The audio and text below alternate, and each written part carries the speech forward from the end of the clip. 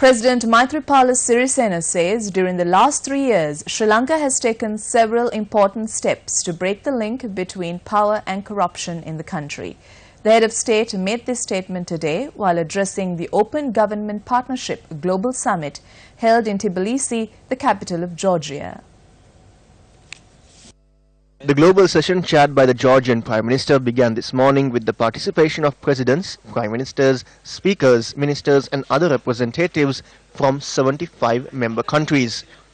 President Sirisena spoke at the session on the theme how the decisions taken at the OGP could be used for the welfare and benefit of the people of the member countries.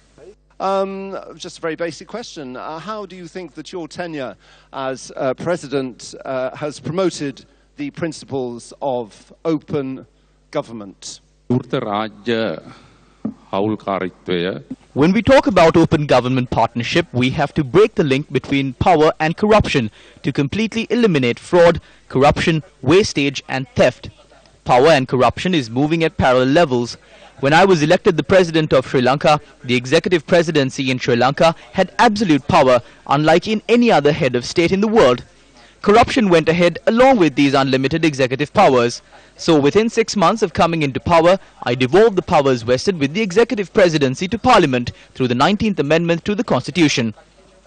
Through this, Parliament was strengthened. I strengthened the powers of the independent commissions relating to bribery and corruption in a way that no politician or state official can ever interfere with its proceedings.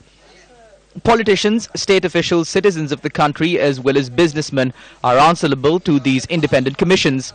Several more programs and conferences are being held for politicians and state officials. The general public are also being educated on fraud and corruption and how they can use these powers. The people are being educated via the media on how they can lodge complaints.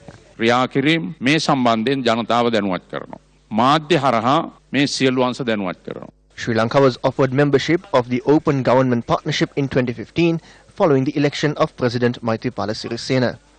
Sri Lanka is the first South Asian nation to receive membership of the Open Government Partnership. The summit is to conclude tomorrow.